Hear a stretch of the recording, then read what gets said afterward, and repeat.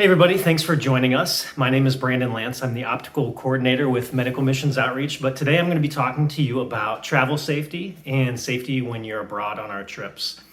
For those of you who don't know me and a little bit about my background, I spent 10 years in law enforcement and I have a bachelor's degree in Homeland Security and Emergency Management. And while this doesn't make me an expert necessarily on international travel and the safety of that, I do think it gives me a little bit of a perspective and a place to share with you today on some tips and things maybe that you can just be aware of while you're traveling. With all that said, a little disclaimer, this is not meant to scare anybody or make you concerned about the safety of your trip or traveling with us. MMO takes great care in making sure that we work with local missionaries that are our hosts in country to ensure that we're going to safe areas, that we're going to be in safe hotels, and traveling in the safest way possible while we're on these trips. So put your mind at ease. Just take these tips as suggestions and things to think about. Kind of to split it up, we'll start with preparing for your trip and things you can do to set yourself up for the best trip possible. So first of all, let's take a look at the background of the countries that we're going to. Oftentimes, this will be something that's discussed either in your webinar pre-trip or a lot of times by the host missionary themselves once we're in country and we meet with them and do a little bit of an orientation where they'll have a chance to share about the country, the area that we're working in, the city that we're in. And a lot of times that can give you a good insight into just the people, not only for safety reasons, but these are the folks that we're going to be serving all week long. So it's good to know a little bit just about the history, the region that you're spending time in. And with that cultural awareness comes understanding just the societal norms there. So again, this might be a country that we've traveled to many times before, and there's some things that we'll discuss pre-trip just to make you aware of. Like I said, some cultural awareness, things that might be which hand they use to shake hands, or different gestures that could mean different things in other countries as opposed to what we're used to here in America. So just things to think about. Again, these will be either things that we bring up in our webinar or things that'll be discussed in country, probably by the host missionary themselves. Let's move on and talk about just some to-dos that you can work your way through as you prepare for a trip. Lots of these things are things that MMO actually covers for you. But there are also things that maybe you should consider no matter what kind of trip you're traveling on. Maybe you're traveling personally and not with MMO. These are still things that would be a good idea to kind of engage with and take a look at and see if they make sense for you.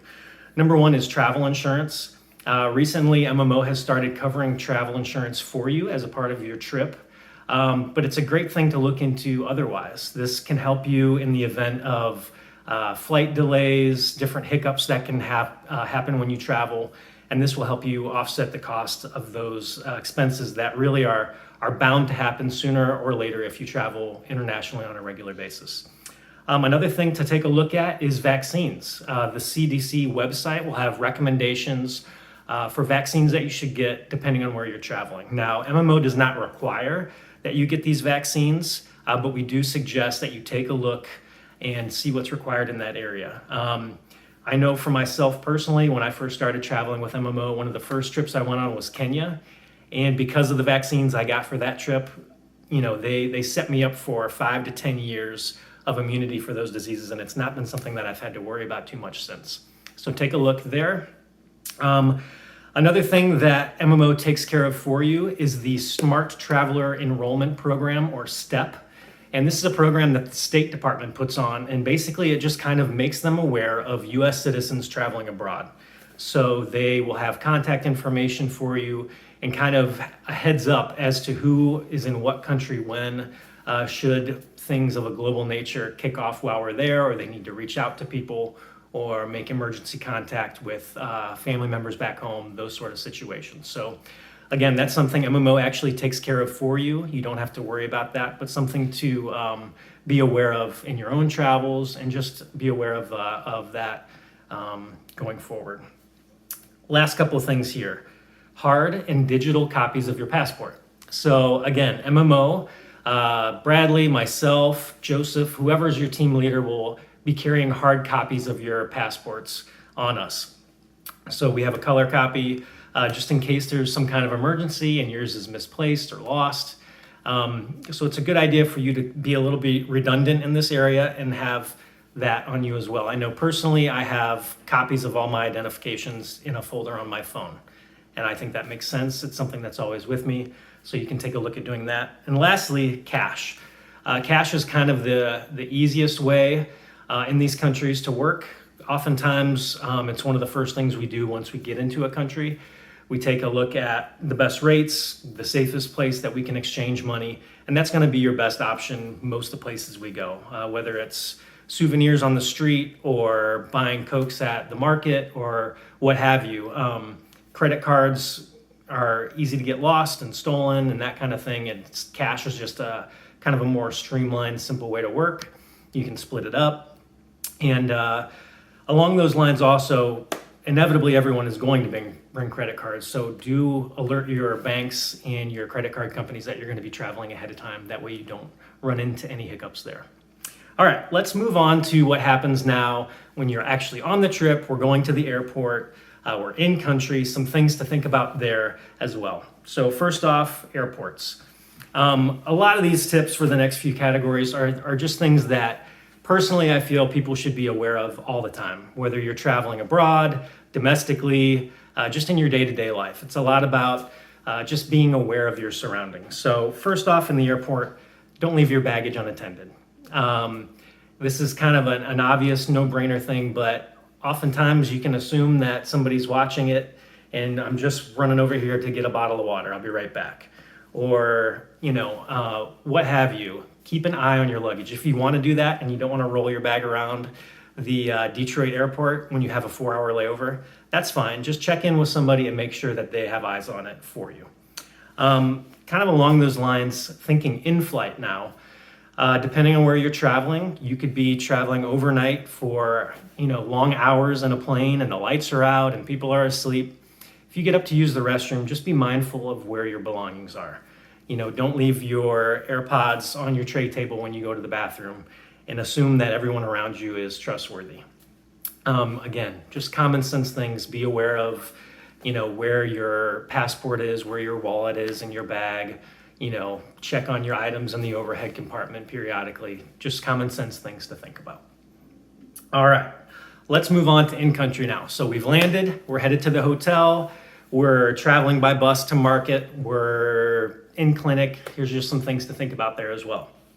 So first of all, let me tell you that Medical Missions Outreach always makes a very strong attempt to stay in nice, secure hotels in safe locations. So that's going to eliminate a lot of problems right off the bat. It's just in our best interest to keep you guys safe, of course, and we want people to feel safe in their hotel room, feel secure. So there's some things to think about when you're in the hotel. Number one, keep your doors locked, keep your windows locked. So this kind of, again, is common sense. If you're in your room, just lock your door. If you're leaving for clinic for the day, lock the door. If your window's accessible from the street or something, lock it up, close your blinds. Common sense things, but something to be reminded of. Along those same lines, people have concerns inevitably on trips about hotel staff. We do a good job, I think, of reminding people of this on trips, but people in the hotel are people who have jobs and want to keep those jobs.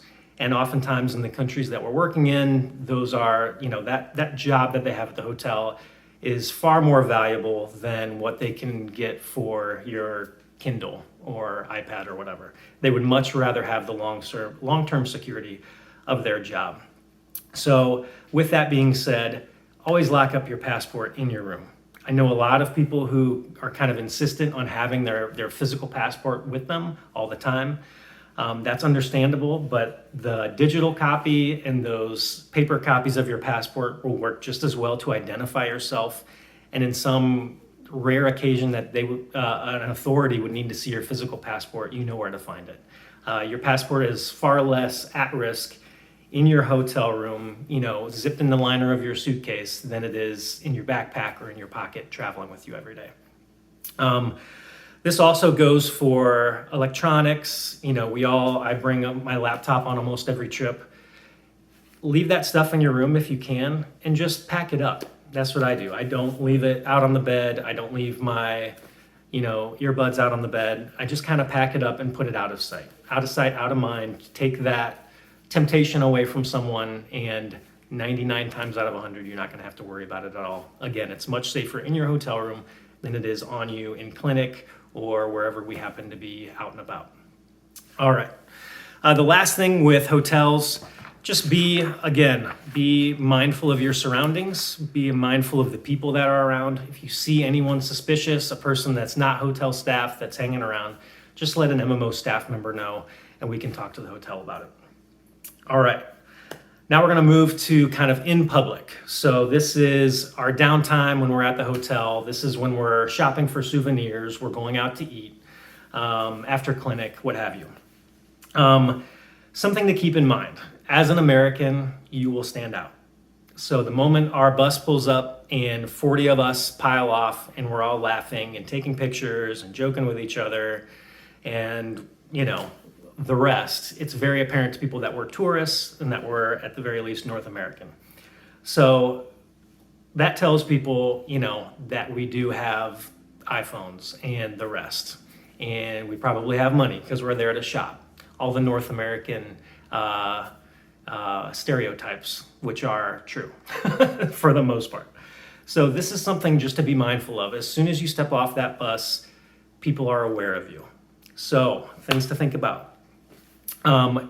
Exploring groups. If we're in the market, if we're at the hotel and you're going down the street to a coffee shop, grab 3 or 4 people to go with you. Ladies, if you're in a group, try to make sure there's a guy with you. And really that's gonna alleviate 99% of any potential problems. Be in a group, just be aware of where you're going, what's around you. Another thing, try not to be out at night.